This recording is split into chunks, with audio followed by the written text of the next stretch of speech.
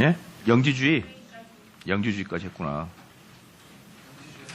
예, 영지주의 할 차례예요. 지난주에 유대주의자들은 다 기억하시죠? 유대주의 대 바울은 잘 기억을 할 거라고 봅니다. 그래서 유대주의와 바울에 대한 것을 여러분들이 정확하게 인식만 한다 그러면 정말 여러분들은 엄청난 분별력을 가지게 되는 거예요. 엄청난 분별력. 그래서 이 두 개만 제대로 하면 돼요. 유대주의와 바울은 행위구원론이다. 그러죠?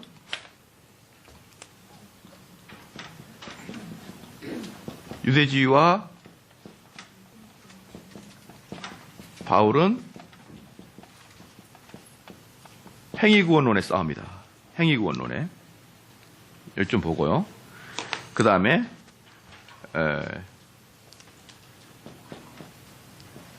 영지주의는 신비주의.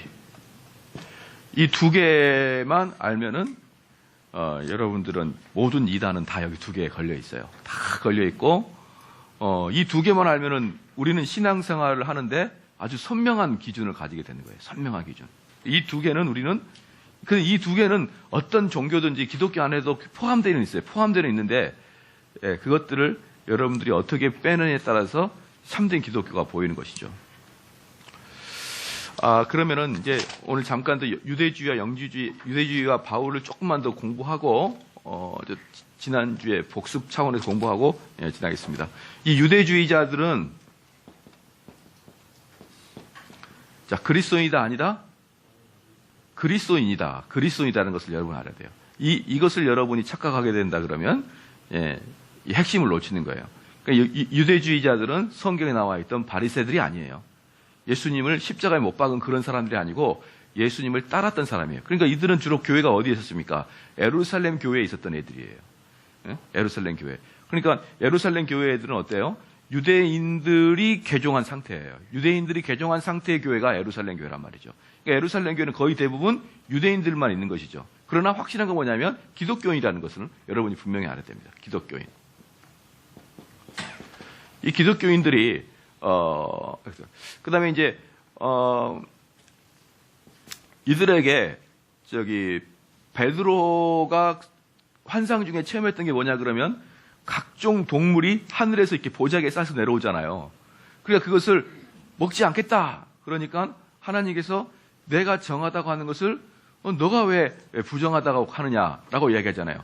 그렇게 하는 이유가 뭘까요? 이미 구약에서 레위기에서는 부정한 음식과 정결한 음식을 두 개를 나누는 게 이스라엘 사람들은 처음부터 그렇게 해왔단 말이죠. 그래서 굽이 갈라진 것, 정결한 것은 굽이 갈라진 것과 또는 되새김질을 하는 것, 이 두 개를 한꺼번에 하는 동물만 먹는 거예요. 이 둘 중에 하나라도 없으면 먹지 않는다. 그래서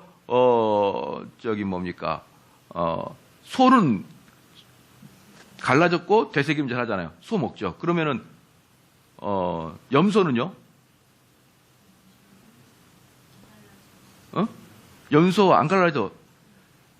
집사님 서울만 살았어요? 권사님? 서울만 살으셨나고?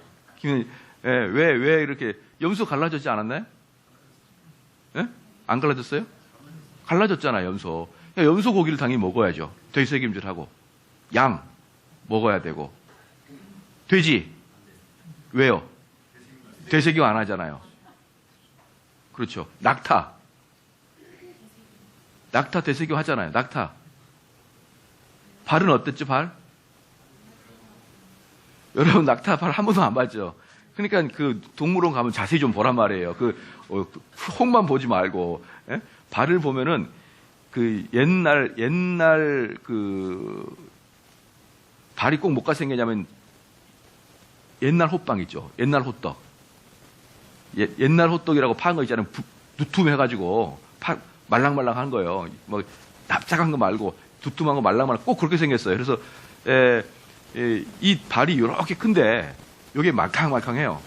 동그라미처럼 생겼어요. 이렇게. 그래서 얘네들은 사막에 가도 안 빠져요.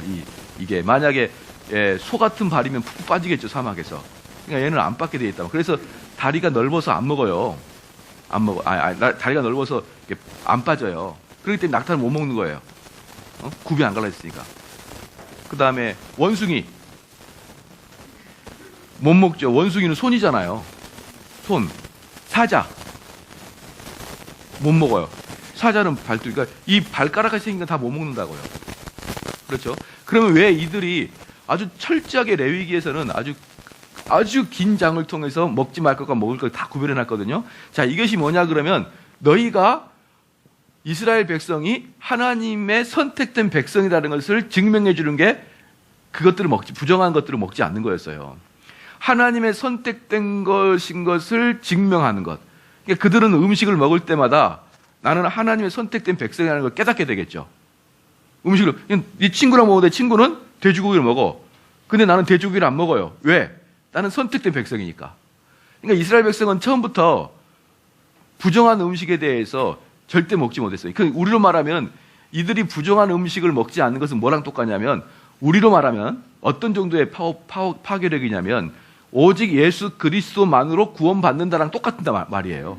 그들이 볼 때는. 근데 제가 여러분에게 야 오직 예수 그리스도로 구원받는 거 아니야. 오직 그리스도 말고 또 다른 걸로 구원받아야 돼. 이렇게 이야기하면 우리가 얼마나 충격받겠어요. 엄청나게 충격받잖아요. 그만큼 유대인들은 이 음식에 대한 부정과 정결을 섞어버리는 것은 우리가 예수님으로만 구원받는다는 것을 부정하는 것만큼이나 충격적인 거예요. 충격적이란 말이에요. 그런데 그 유대주의자들은 이 음식법에 대해서 아주 철저히 하는 반면에 바울이 복음을 전했던 이방인들은 이것과는 상관없죠. 이방인들은 이것과 상관없어요. 이방인들은 이미 우리 곤충이라고 표현하기 뭐하고 바퀴벌레를 뭐라 그래요? 벌레들 있죠. 벌레들. 이런 벌레들은 못 먹어요. 이스라엘 백성들한테는. 이스라엘 백성 중에 곤충 중에 딱 먹을 수 있는 게 메뚜기와 메뚜기랑 비슷한 여치 같은 거 있잖아요. 그런 거 먹을 수 있어요. 그런데 그거 외에는 모든 바퀴벌레나 이런 것은 못 먹어요. 왜냐하면 이 벌레는 지옥의 상징이거든요.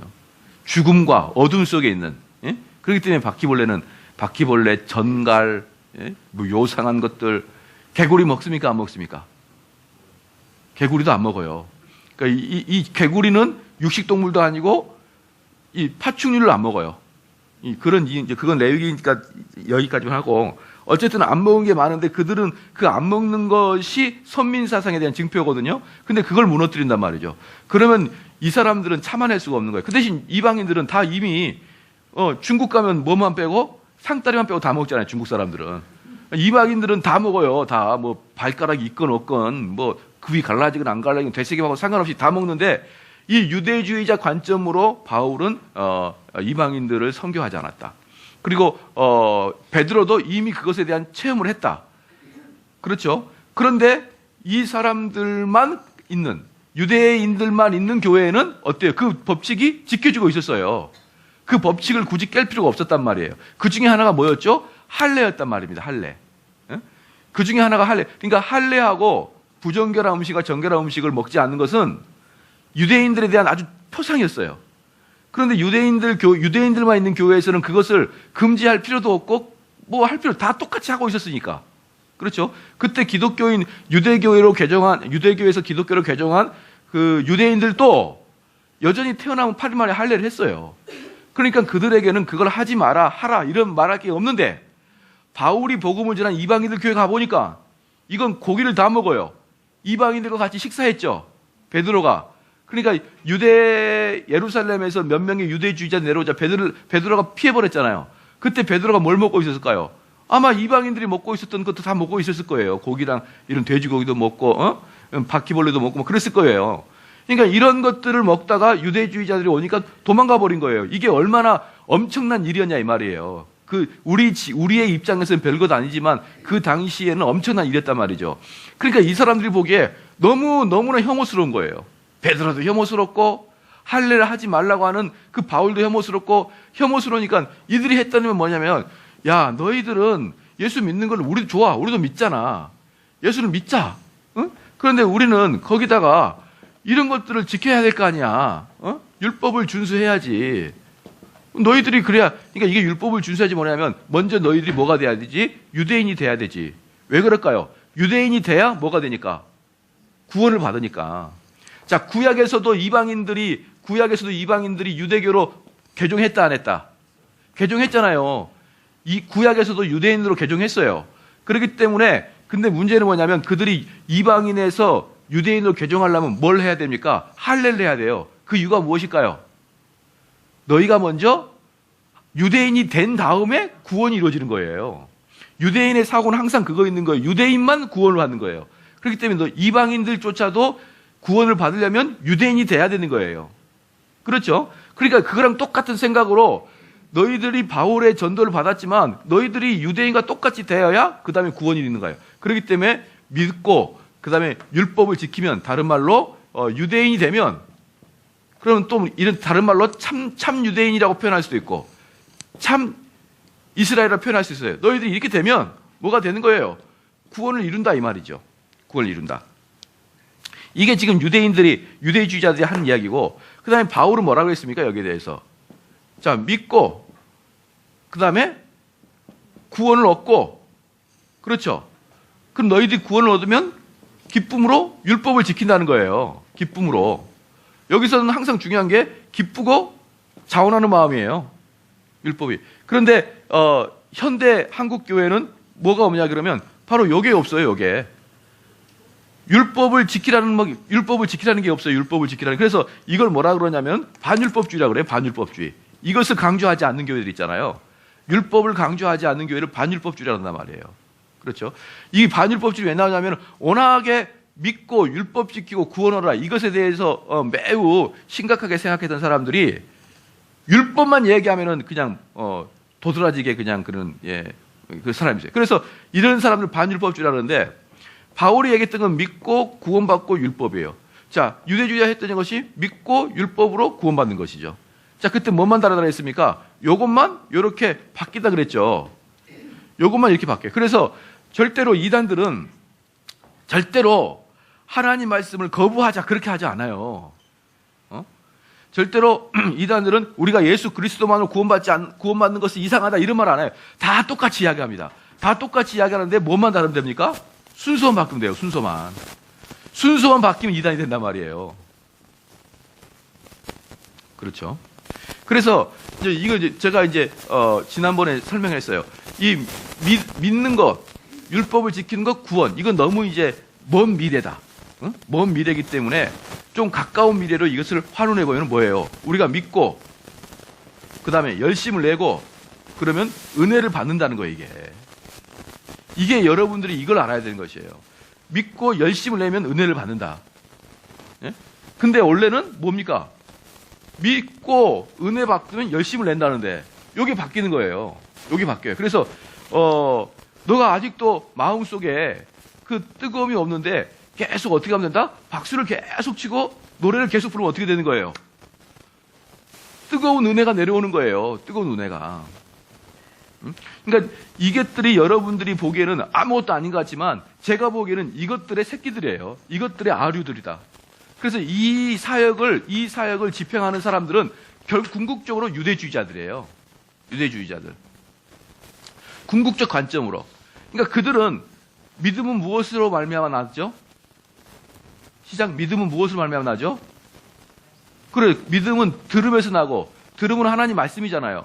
그러니까 우리 개혁주의자들에게는 그들에게 믿음을 촉구하기 위해서 무엇을 하는 거예요? 끊임없이 뭐라는 겁니까? 말씀, 성경 공부 이렇게 하는 거예요. 왜냐하면 그것만이 유일하게 우리의 믿음을 싹트게 할 수 있으니까. 그렇죠? 그런데 이 알미니안, 이쪽 유대주의자들, 행위구원론자들은 뭡니까? 말씀으로만 은혜를 끼치는 것은 자기들이 너무 어려워요. 말씀으로만 믿음을 성장시키는 것은 어렵다 이 말이에요. 그럼 뭘 한다? 당연히 찬양을 엄청나게 확대시키는 거예요. 찬양을. 알겠죠? 그래 찬양 많이 하는 교회 자체가 의심스러운 교회예요, 여러분. 찬양 많이 하는 교회가. 우리 교회는 무슨 예배 전에 20분 동안 힘차게 찬양한다. 왜 힘차게 찬양할까요?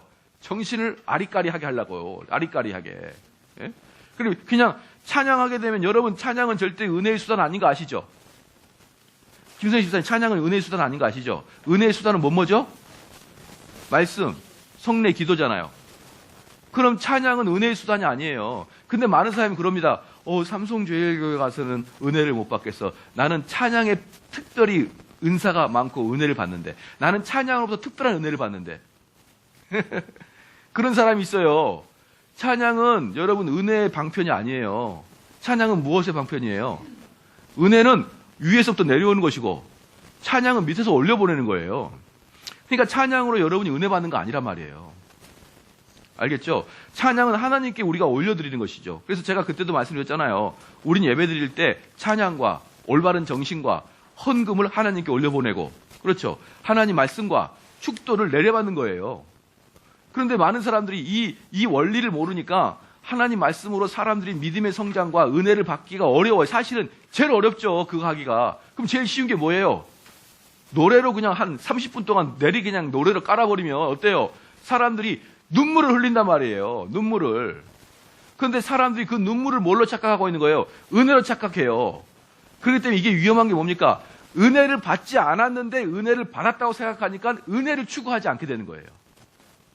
무슨 말인지 알겠죠? 그래서 그들에게는 아무것도 없는데 결국 자기가 은혜를 받은 사람인 것처럼 착각하게 만드는 것이 찬양 집회란 말입니다. 왜 찬양 집회를 그렇게 따로 할까요? 그래서 찬양 집회를 많이 한 사람들은 너가 믿고 열심히 찬양해. 그러면 너희에게 은혜가 내려올 거다. 이거야말로 행위구원이 아니고 뭐란 말입니까? 옛날에 수많이 했던 그 젊은이들 찬양 집회들 말이에요. 그들 지금 찬양 인도자들 뭐 하고 있나 모르겠어요. 내가 한번 만나가지고 어떻게 율법주의 하니까 좋냐? 한번 물어보고 싶어요. 그 사람들은 우리 보고 율법주의자 그래요. 왜냐하면 우리는 뭘 강조하니까? 율법을 강조하거든요. 율법 지키는 걸 강조하거든요. 왜 율법 지키는 걸 강조합니까? 율법을 지켜야 너가 구원받은 표상이 드러나기 때문에 그러는 거예요. 그럼 그들에게 말씀을 지키라고 선언하면은 그 찬양 집회자들이 우리한테 뭐라 그러냐면 너희들은 바리새인이라 그래요. 너희들은 유대주의자라 그래요. 너희는 외식적이라 그래요. 땡! 외식적인 것은 무엇을 하라 하나가 아니고 멘탈리티를 보는 거예요. 멘탈리티를.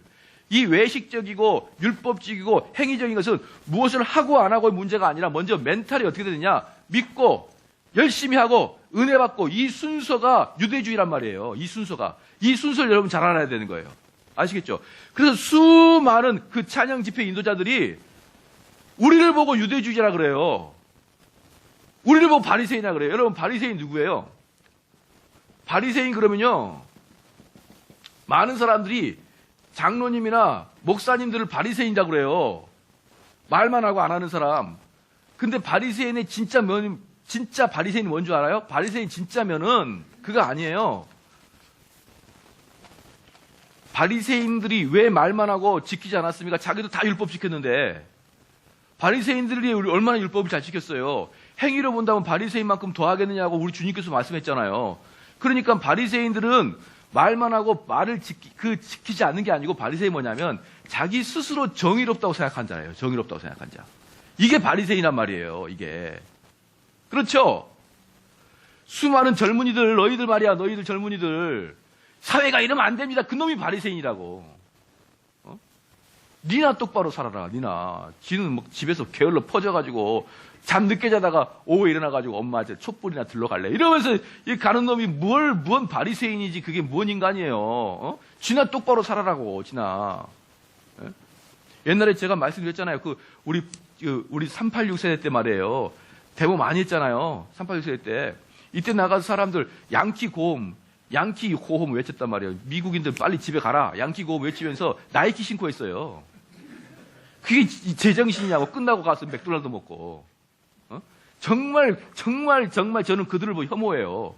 진짜 자기의 철학대로 살든가. 그럼 젊은이 나가서 촛불, 이게 나라냐? 그럼 이게 인간이냐? 이게 학생이냐? 맨날 자고 공부도 안 하고 부모님 말씀 듣지도 않으니 네가 학생이냐? 이 말이야, 자식아. 학생이라는 것은 학자는 뭡니까? 학자는 공부할 학자잖아. 학생이 그래요. 제가 무슨 공부한 기계입니까? 학생은 공부한 기계야. 그러면은 어른이라 그렇게 표현하든가. 쥐가 학생은 공부하는 인생이잖아요. 공부도 안 하고. 아유. 우리 딸내미 아빠 저 수학 수포자예요. 그래서 야. 수학이나 제대로 공부해보고 해라. 여러분, 수학 포기하려면 자격 조건이 있습니다. 뭐냐면요. 우리 때 고3 때 수학만 가지고 고3 때 아니면 고3 때 1년 동안 최소한 연습장을 땅바닥에서 천장까지 쌓아야죠. 땅바닥에 천장까지 수학을 풀어야죠. 연습장으로. 그리고 수포해야죠. 이래도 안 된다 그래야지. 연습장 뗄랑 메꿔 쓰고 아빠 수포자야. 나는 네 포기하고 싶다 이놈아. 어? 자기가 자기 것은 충분히 다 해본 다음에 포기하란 말이에요. 다 해본 다음에 여기까지 쌓아봤냐고 연습장. 승진이 여기까지 쌓아보고 대학 간 거야? 아빠 공부해보니까 스카이는 갈 운명이 정해져 있대요. 해봤냐고 여기까지 쌓아보고 그런 얘기를 하냐고요. 내가 아는 친구가 국어도 어렵거든요. 국어가. 근데 국어가 어려운데 걔가 국어를 정말 잘해요. 그래서 너는 왜 이렇게 선천적으로 국어를 잘하냐 했더니 목사님 선천적이군요. 한국에 나와 있는 문제집 다 풀었습니다. 국어. 이만큼 해요. 걔도. 걔가 고3 때 끝나고 그 책을 처분할 때 보니까 국어 참고서만 이만큼 풀었더라고요. 제가 언제 독서실 총무할 때. 걔 이제 수능 끝나면 책 다 처분하잖아요.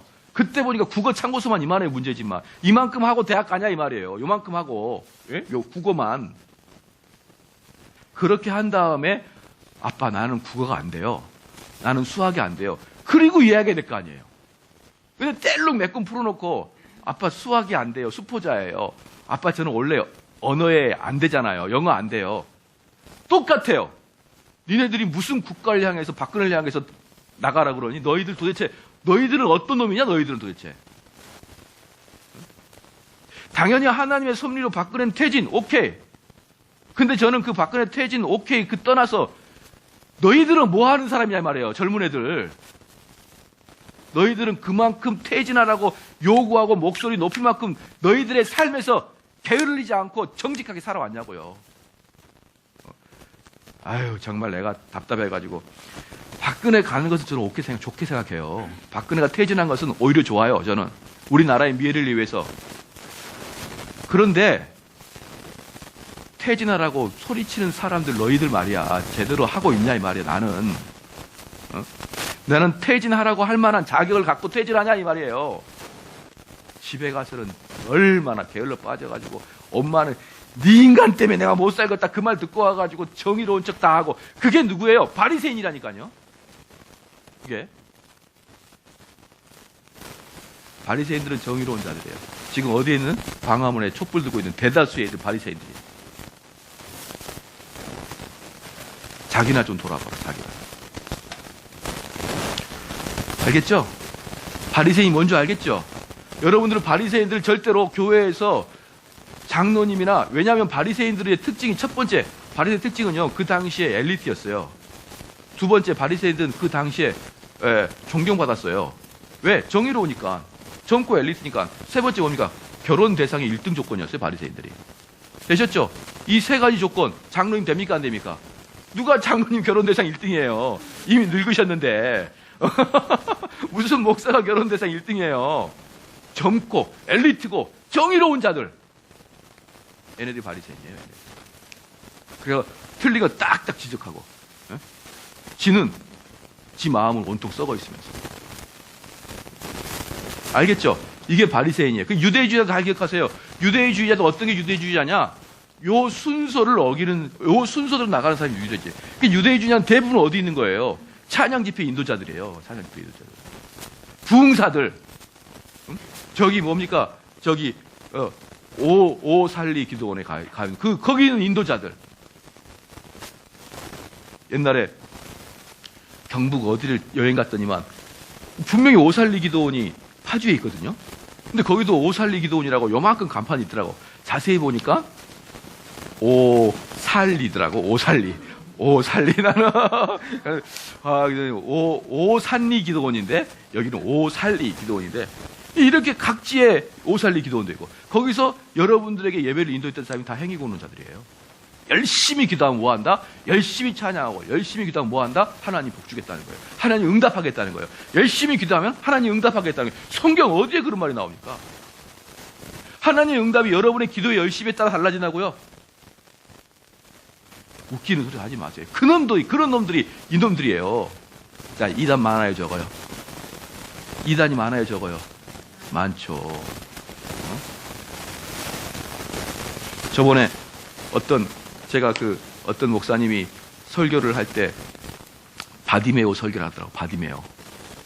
바디메오가 얼마나 부르짖으니까 예수님이 그를 돌아보고 그를 치유하지 않았느냐. 그렇죠? 그러니까 여러분도 하나님께 부르짖으라는 거예요. 부르짖으라고. 페이스북에다 썼더라고요. 그 사람이 페이스북 쓰면 2,000개 이상이 좋아요가 올려요. 제가 페이스북 지금 2개, 3개 좋아요 쓰는데 그 인간은 2,000개 이상이 써줘요. 2,000개가 바닥바닥 서요, 이렇게 좋아요로. 페이스북을 해야 또 제 말을 알죠. 그래서 제가 거기다가 대놓고 썼습니다. 설교 안 내리면 내가 너 가만 안 두겠다. 그 사람이 계속 설교를 페이스북에 올려요. 제 설교를 5분짜리를 딱 그러니까 당신 이거 페이스북에다 당신 설교 안 내리면 내가 다 까발릴 테니까 존말할 때 내려라 할 때 안 내려. 그래서 내가 그랬죠. 그래? 바디메오가 울부짖어가지고 예수님이 그걸 고쳐줬다고? 그럼 날 때부터 소경된 자는 어떻게 해서 고쳐졌냐? 날 때부터 소경된 자는 외치지도 않았어요. 심지어 성전 미문에 앉아있는 이 사람 앞에 날 때부터 소경된 자가 성전 미문은 베드로와 요한이고 예수님이 고칠 때 날 때부터 소경된 자가 지나갈 때 제자들이 얘는 지 잘못 때문입니까? 부모의 잘못 때문입니까? 물었죠. 그런데 얘 잘못도 아니고 부모 잘못도 아니고 하나님의 영광을 나타내기 위해서 했죠. 그때 그 애가 눈을 뜨게 했죠. 자, 그때 소경은 아무 생각이 없어요. 아무 생각이. 그냥 앉아만 있었어요. 앉아만. 평상시처럼. 근데 이상한 남자들 몇 명 지나가다가 자기 앞에서 군시렁군시렁 거리는 거예요. 얘가 누구 잘못이냐 이러면서. 이 소경은 뭐라고 생각하지? 한 푼 주고 가면 될 건데 왜 앞에서 나를 걸쩍찍을 하냐. 이렇게 소경은 생각하지 않았겠냐고요. 근데다가 침을 탁 뱉어가지고 손을 익혀가지고 눈에다가 바르면은 지금 뭐 하시는 겁니까?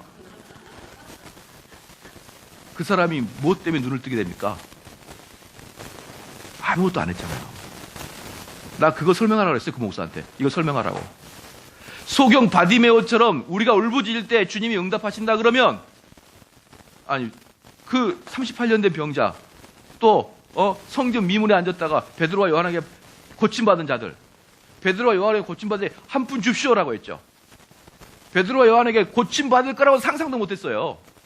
성전 미문에 앉은 그 소경도 한 푼 줍시오야. 한 푼 줍시오.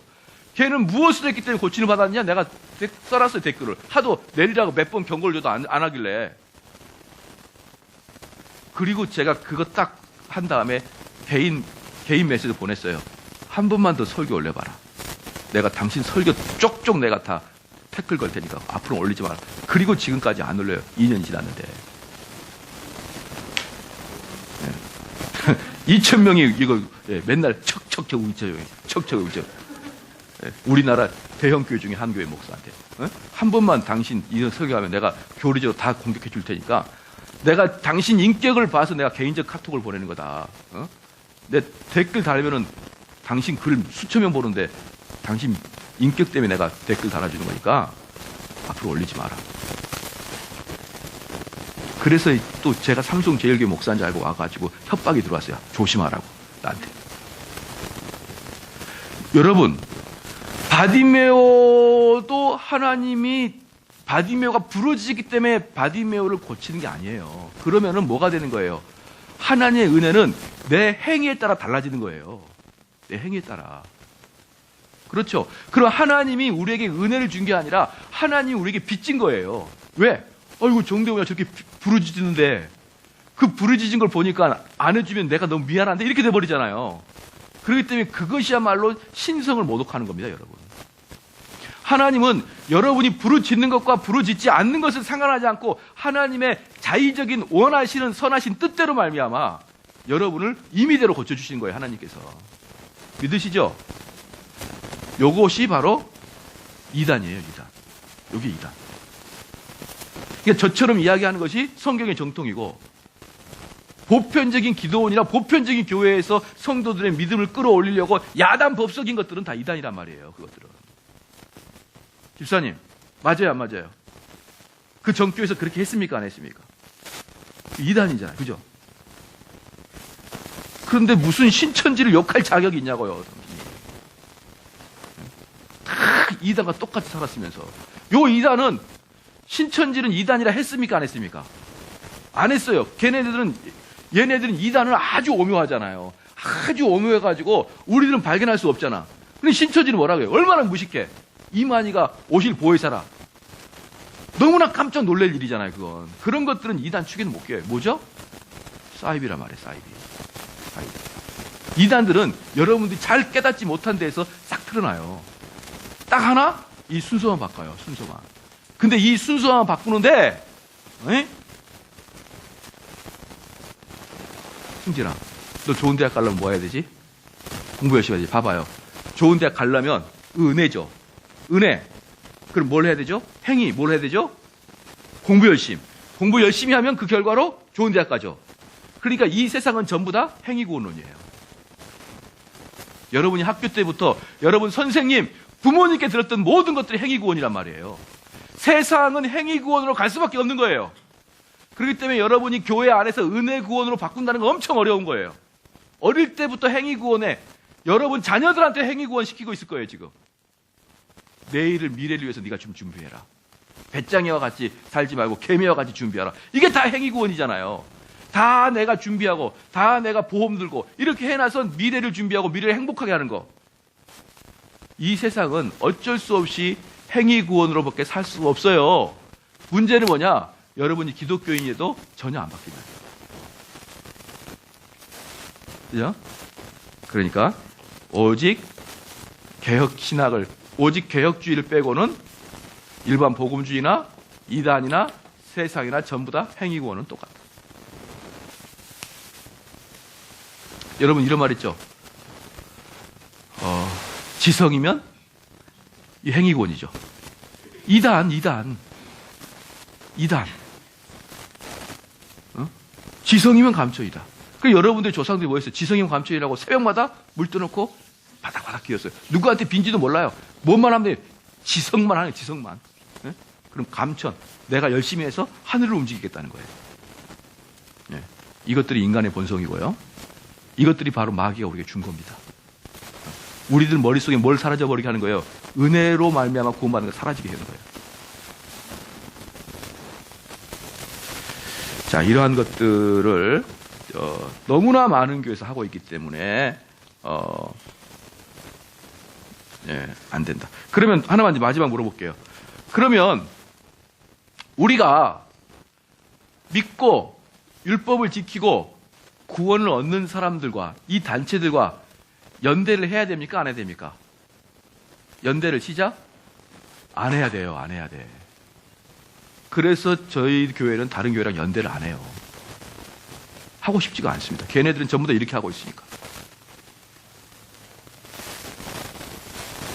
왜 우리 교회만 도야 청천 맞다고 그러고 그 이유는 딱 이거 하나예요. 이거 하나. 그 다음에 두 번째 뭡니까? 영지주의예요. 영지주의.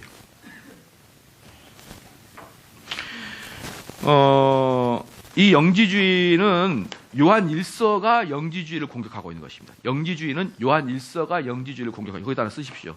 영지주의 공격은 요한 1서다.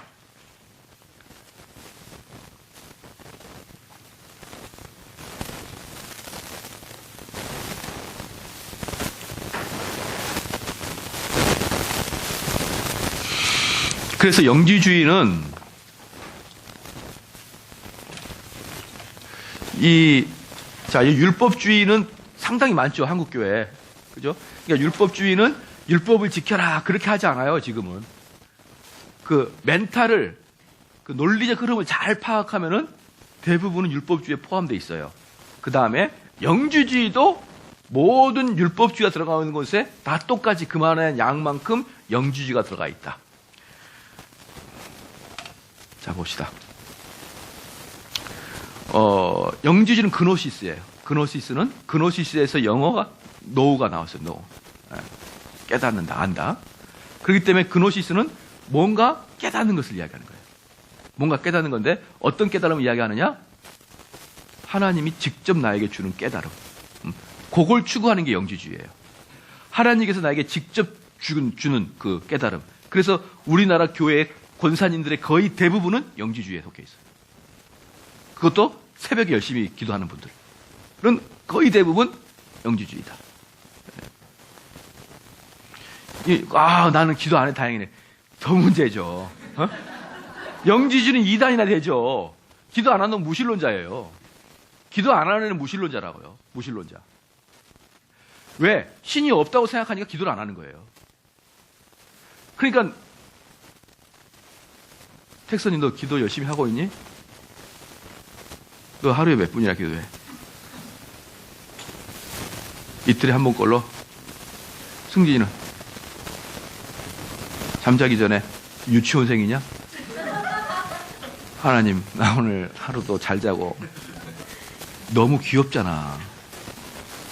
청년들은 너무 귀여운 신앙생활 하면 손가락 오글거리지. 무슨 침실에서 기도를 해. 무슨 사무엘이야. 기도는 영적인 노동이야. 영적인 노동. 진땀 흘려서 하는 거야. 왜 기도를 안 할까요? 그럼 어려운 걸 해봐야 신이 안 계신다고 생각하면 왜 하냐고, 그 어려운 걸. 그래서 기도하지 않는 자들은 무신론자라고 이미 정평이 나 있고, 그보다 더 나은 애가 누구예요? 걔보다 나은 애가 영주주의야. 최소한 영주주의는 뭐가 있으니까? 신은 있다고 생각하니까. 그래서 나는 목사님과 그렇게 직통 계시 안 받는데요. 웃기는 직통으로 맞을 수가 있어요. 기도 아예 안 하는 놈들이 지네들의 그 어떤 변호로 해. 그건 영주주의. 지금 이건 뭐냐요? 율법주의나 영주주의 둘 다 열심히 섬겨보겠다는 사람들이잖아요. 그러니까 여기서 논외가 누구예요? 신앙에 게을러 터진 애들은 논외예요, 논외. 이것들은 말할 가치가 없는 애들이란 말이에요. 지금 말할 가치 있는 애들은 뭐냐면 열심히 하겠다고 하면서 잘못하고 있는 애들한테 하고 있는 것이지, 아예 기도도 안 하고, 아예 하나님께 예쁨 보이려고 열심히 율법도 안 지키고, 그런 자들은 아예 논외입니다, 논외. 그러면서 나는 기도 안 하는 거 보니까 권사님보다 낫네. 그런 인간들은 맞아 죽어야 됩니다.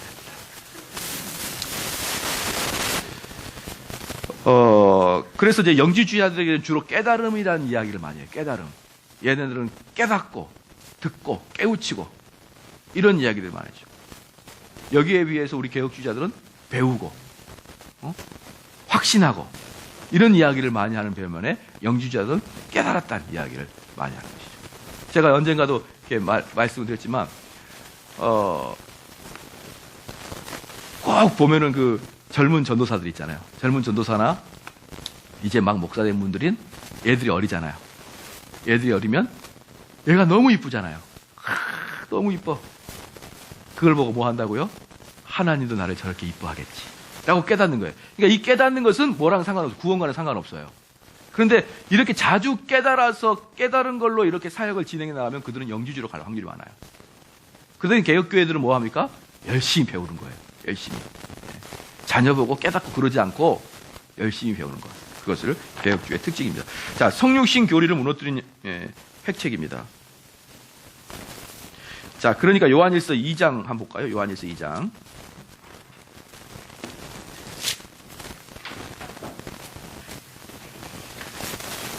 요한일서 2장 22절. 요한일서 2장 22절 같이 한번 읽겠습니다. 시작. 거짓말하는 자가 누구뇨? 예수께서 그리스도이심을 부인하는 자가 아니뇨? 아버지와 아들을 부인하는 그가 적그리스도니. 여기서 지금 뭐라고 그러냐면 영주주의자들은 무엇을 부정합니까? 영주주의자들은 육체를 부정해요. 육체가 악하다 그런단 말이에요. 영주주의자들은 영이 선하다고 생각하고, 그런데 그 악한 육체를 가지고 그리스도가 올 리가 없다는 거예요. 악한 육체를 가지고 그리스도가 올 리가 없다. 그래서 그들은 예수님은 환영이다, 환영. 예수님 환영이지 실제로 육체로 오시지 않았다. 왜? 육체는 악한데 오실 리 없다. 그래서 지금 22절 말씀 보면은 그냥 이렇게만 보지 말고 22절 다른 말로 영지주의의 대표적인 성향들입니다. 이것들이.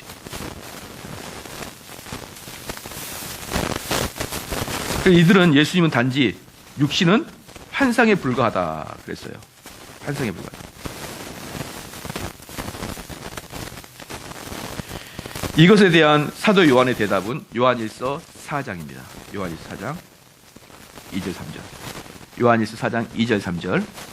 같이 한번 읽겠습니다. 시작.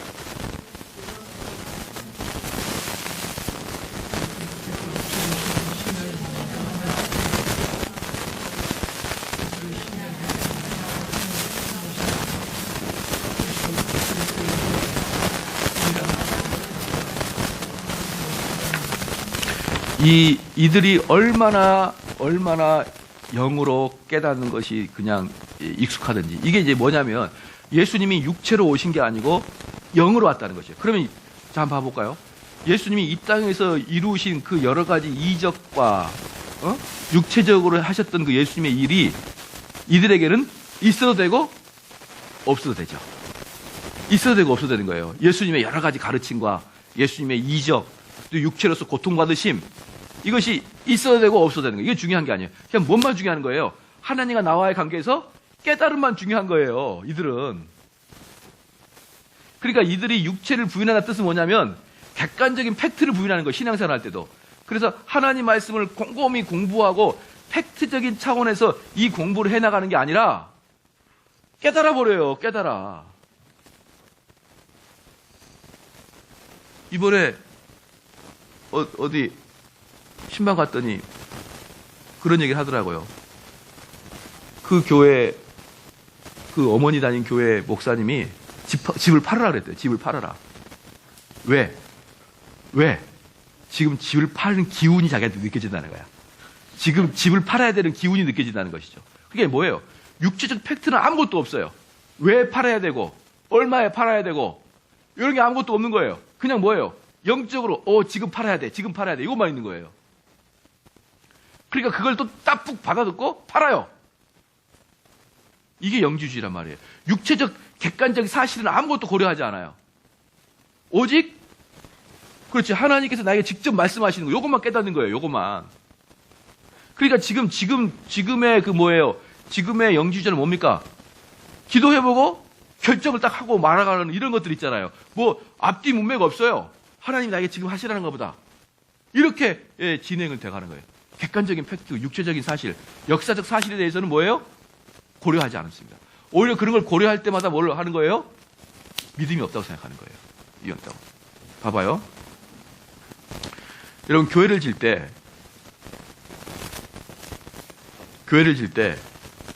전체 질 때 약 100억이 든다고 칩시다. 전체 질 때. 근데 우리 교인들이 작정함과 교회 부동산 좀 있는 거 팔고 또 교회 헌금 파니까 한 30억이 남았어요. 30억이. 그러면 이 30억이 나왔으면 70억이 부족하잖아요. 그럼 우리가 70억을 은행에 대출을 하면 우리가 매달 이자를 만약에 2천만 원씩 낸다고 치면 우리 교회 재정 상태상 매달 2천만 원 감당할 수 있을 것 같고, 매달 2천만 원뿐만 아니라 매년 1억씩을 갚아낸다고 생각하면 이런 것들을 딱 계산해가지고 70억을 대출 받을 수 있다. 이렇게 해야 되는 거예요. 이렇게. 교회가 빚을 지면 안 된다. 그렇게 하면 안 되고, 교회가 다 조사를 해봐야 돼요. 얼마가 교회 동산이 있고 부동산이 있고, 우리 교인들이 얼마나 작정했고, 그리고 우리가 교회가 한 달에 얼마씩의 헌금이 나오는 거 보니까 요것을 2천만 원 갖고 거기다가 1년에 얼마를 갚습다 이렇게 다 계산한 게 건축을 앞두고 목사가 가져야 될 마음이에요. 여러분. 아시겠죠? 그럼 이렇게 딱 하잖아요? 그럼 우리 교회 권사님 중에 한 분이 뭐라고 하는지 알아요? 목사님은 왜 이 아이디어에 하나님을 개입하지 않나요? 다 저한테 그러더라고요. 하나님이 하실 수 하시는데. 여러분, 여기 어디 하나님 개입됐나요? 여러분, 여기에? 제가 철저하게 논리적이고 이성적이죠? 그렇죠? 하나님이 어디 개입됐나요? 그러니까 권사님이 다시 또 하는 말이 왜 하나님을 개입하지 않죠? 하나님 능력의 하나님, 만왕의 하나님, 하나님께 주신다면 그 100억을 주시지 않을까요? 목사님? 그래서 제가 전교인 앞에서 믿음 없는 자가 됐었어요. 이런 여자가 영지주의라는 거예요. 이런 여자가. 그렇게 해가지고 하나님, 그래서 이것은 믿음 없는 인간적인 건축. 믿음 있는 건축은 뭐냐? 통장에 돈 한 푼 없는데 믿습니다 하고 100억을 빌려버려요. 그리고 그 교회가 성공해서 딱 빚을 갚아버리면 믿음의 건축이에요. 그거 한 명 제대로 하면은 수많은 얼척이들이 따라해요. 그래서 교회가 다 부도가 나버려요. 아시겠죠? 교회 부도 나는 이유는 역설적으로 믿음의 건축을 하기 때문에 교회가 부도 나는 거예요. 교인들 앞에서 그때 이제 요금 100억은 아니고 저는 이제 우리 교인이 그때 인원이 적었거든요. 그래서 저는 10억 한도 내에서 건축하자. 그럼 10억이면 어떤 거냐 그러면 여러분 지나가다 보면 창고 가건물 있죠. 그 정도의 모양새가 누추한 모양새가 나타나요. 그러니까 이분이 딱 하는 말이 믿음이 없는 소리 하지 말라는 거예요. 그래가지고 따복따복 뭐라고 해보더라고요. 앞에서 제가 설명하고 있는데 따복따복 뭐라 하더니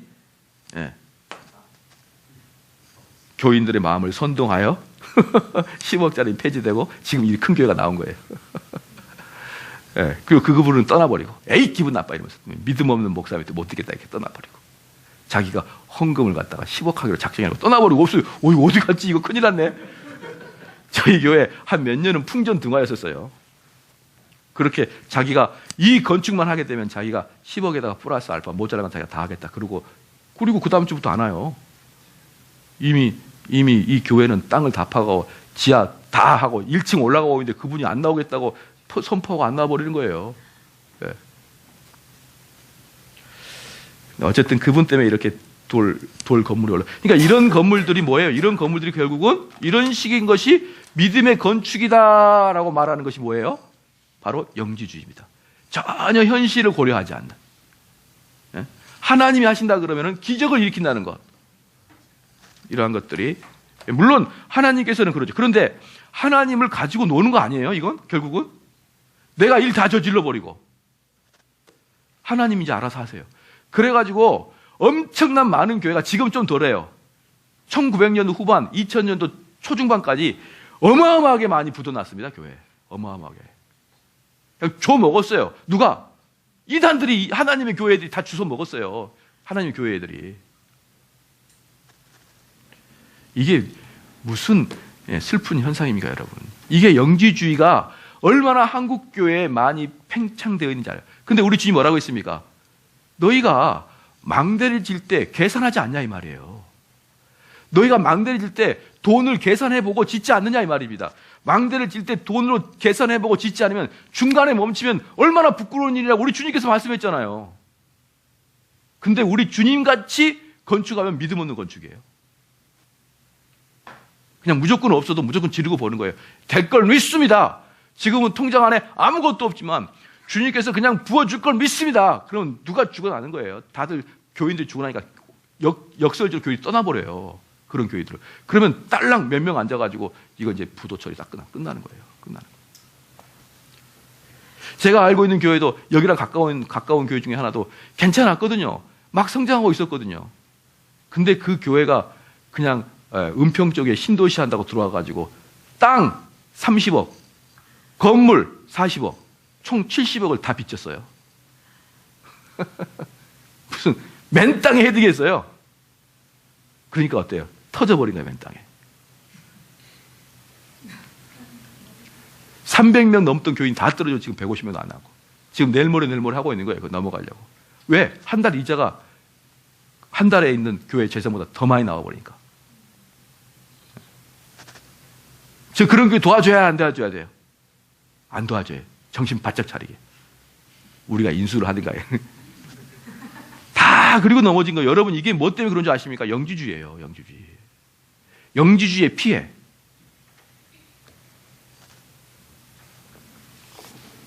되셨죠? 사도 요한은 이러한 부류를 어떻게 대하라고 했습니까? 요한일서 1장 10절 11절. 요한이서 10절 11절. 시작. 누구든지 이 교훈을 가지지 않고 너희에게 나아가거든 그를 집에 들이지도 말고 인사도 말라. 그에게 인사하는 자는 그 악한 일에 참여하는 자임이라. 뭡니까? 그들하고는 교제하지 말라는 거예요. 그들하고는 교제하지 마라. 응?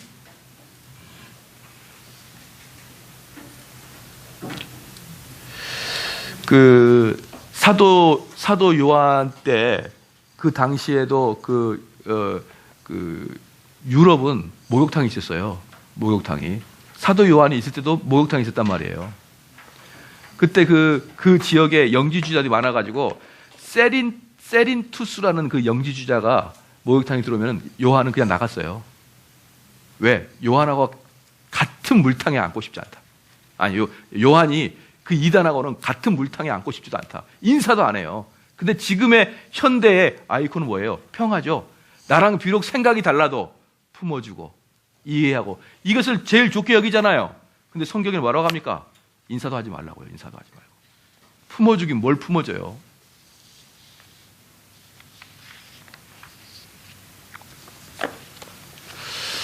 자, 여러분 우리가 북한하고의 관계를 어떻게 해야 됩니까? 북한의 관계를 품어줘야 됩니까? 품어주긴 뭘 품어줘요? 정은이 아저씨를 어떻게 품어줘?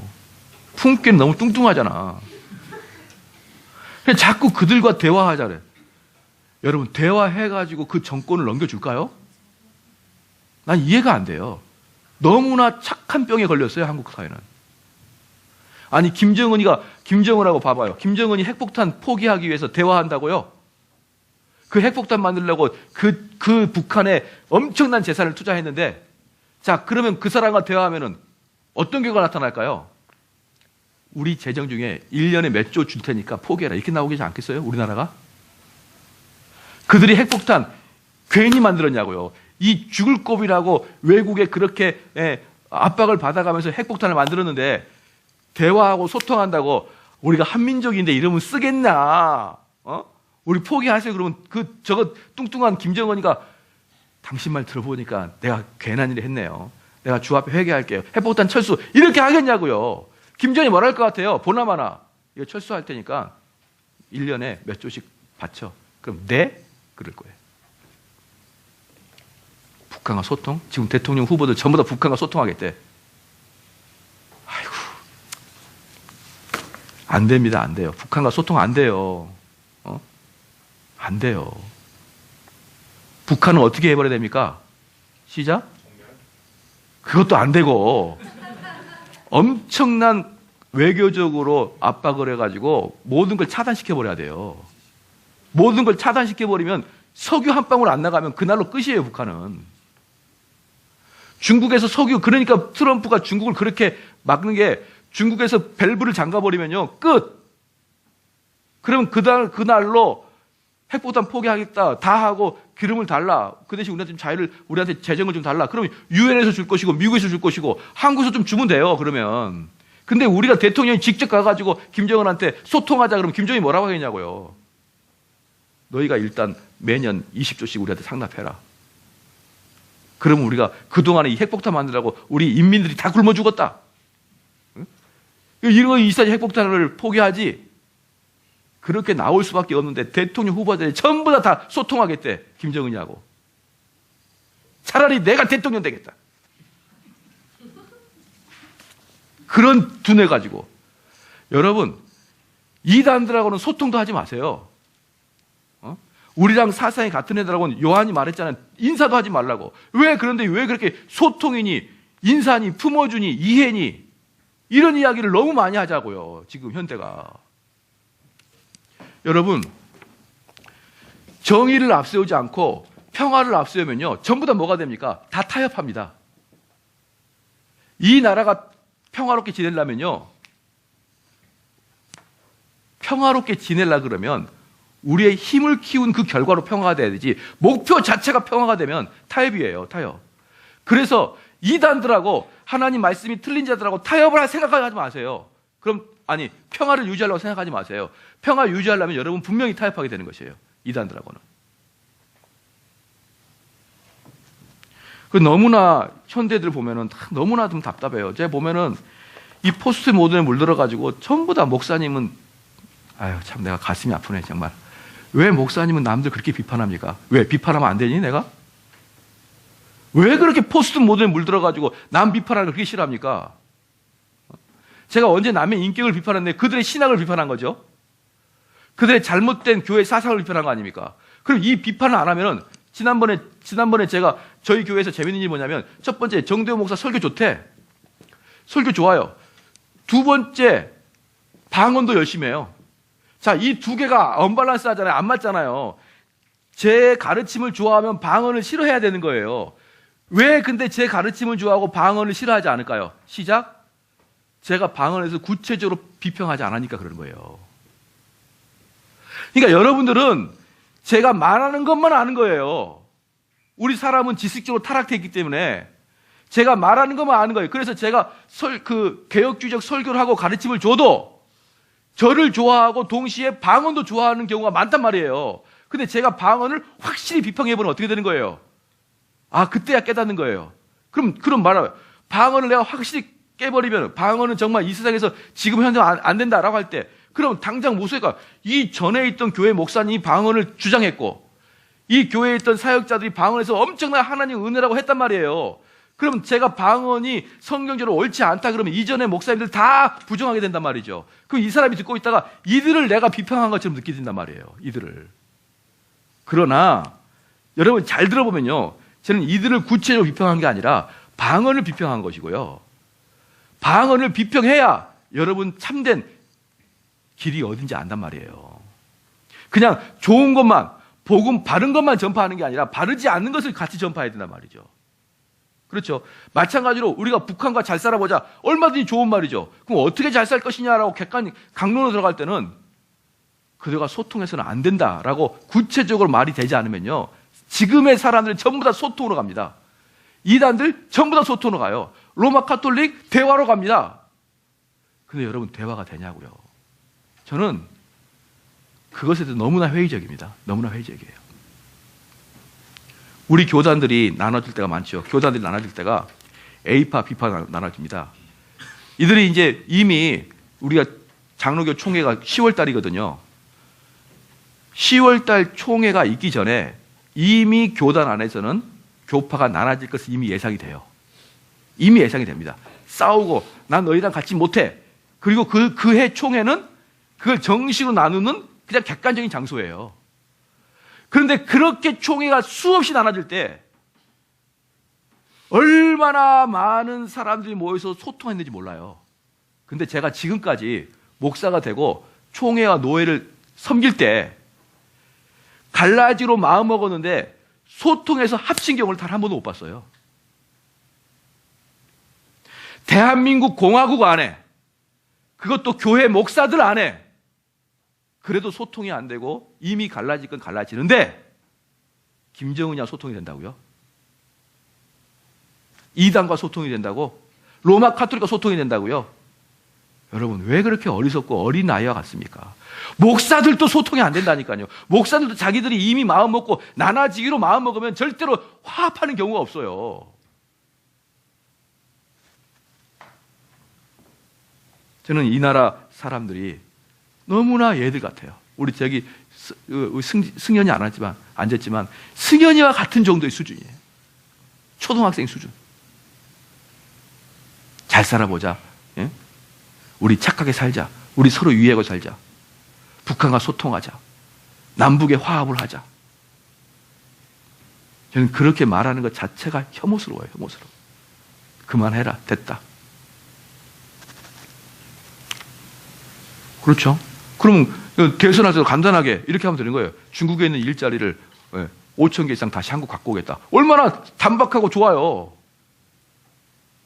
트럼프처럼 아예 그냥 구체적으로 갖고 오겠다. 그렇죠? 저를 이렇게 대통령 뽑아달라는 거예요. 그래야 여러분이 그래야 그때야 사는 거예요. 북한은 확실하게 미국과 중국과 동조해서 북한에 대해서 차단하겠다. 그래서 그들이 손들고 항복하게 하겠다.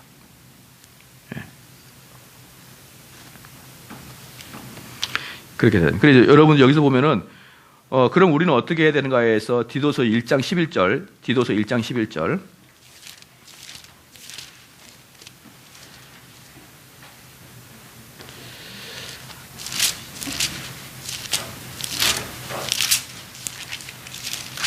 디도서 1장 11절.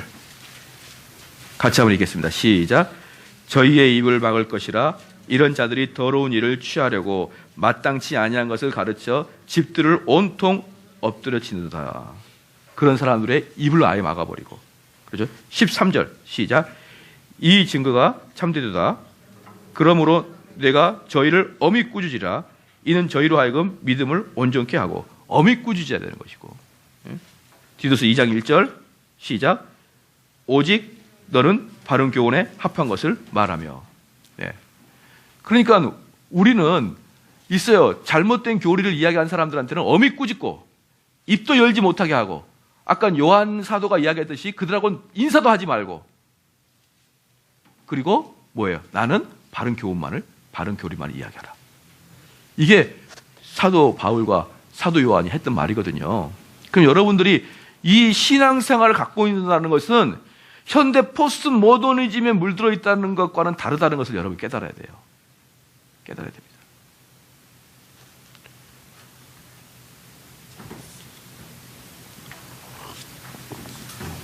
여러분들이 신앙적 가치가만, 성경적 가치가만 알게 되면은 이 나라 지도자들이 얼마나 허무맹랑한 이야기를 하고 있는지를 금세 알 수 있어요. 금세.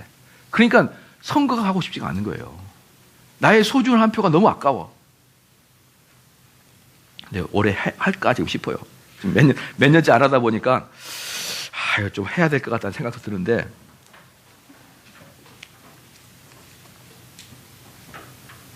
너무 아까워요.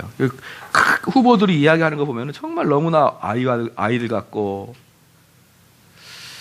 저렇게 해가지고 무슨 국정을 운영하나 싶기도 하고요. 무슨 우리 배승현이가 말하는 거 수준과 비슷해요. 착하게 살자. 우리 북한과 소통하고 살자. 이런 내용들이에요, 결국은. 우리나라 뭐 직업을 많이 만들자. 뭐 우리 경제를 발전시키자. 그런 그냥 둥글둥글한 말이죠. 그럼 같은 예수를 믿고 있는데 교리적 차이가 있으면 어떡합니까? 그러니까 우리 교회가 있고 또 다른 교회의 교리의 차이가 있으면 어떡합니까? 마태복음 7장을 볼게요.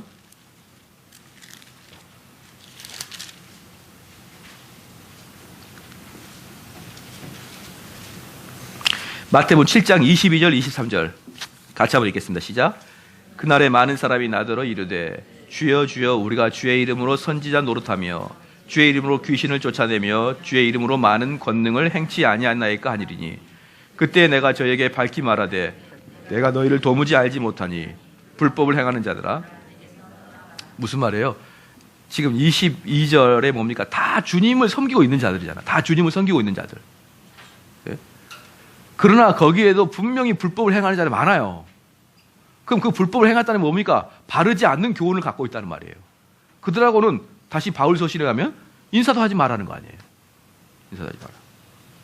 그래서 청교도들의 결혼관, 청교도 결혼관은 같은 교리를 가진 자들에 한해서 결혼을 허락합니다. 청교도를. 예. 그래서 우리 개혁교회 성도가 순복음교회랑 결혼 못해요. 예. 그건 말도 안 되는 소리예요. 예, 개종을 시켜야겠죠. 그 개종시키는 거 어렵잖아요. 어렵잖아요. 개종시키는 게. 그렇죠. 분이엘을 들어야 되는데, 지금 여기도 분이엘 듣다가 목사님 비평이 너무 싫다고 안 들어온 사람도 있어요. 이 과정을 내가 다 거치라고 했는데, 겪고 나면 나중에 제대로 된 게 있다. 처음에 것은 무조건 좀 들어라 했는데, 못 들어요. 못 들어. 너무나 포스트 모던에 물들어가지고, 비평하는 소리만 들으면 아주 알레르기를 일으켜요. 아주. 그렇죠.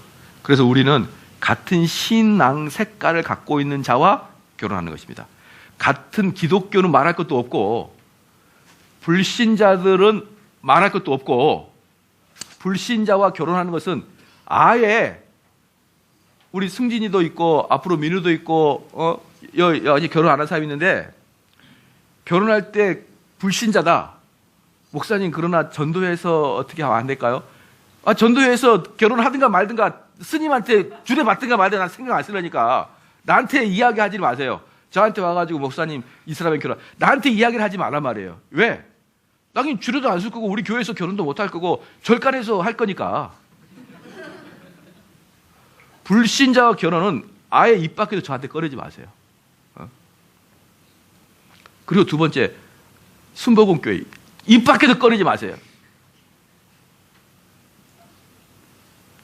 합동치나 통합치 내가 좀 들어볼 만 하는데 그 범주를 넘어서서 정말 봐봐요. 여러분 왜 제가 이러냐면 아까 제가 율법주의라 그랬죠.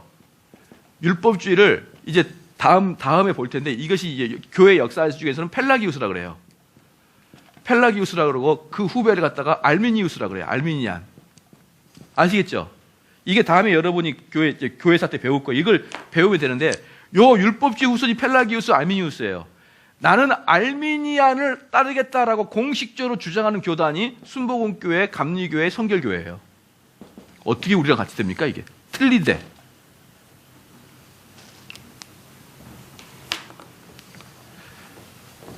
여러분들은 장로교 안에서도 개혁주의 청교도만을 추구해야 된다. 그렇죠. 좀 동의가 되시죠? 예. 동의가 안 된다면 큰일 납니다. 자, 우리가 10분만 쉬었다가 2장 하겠습니다.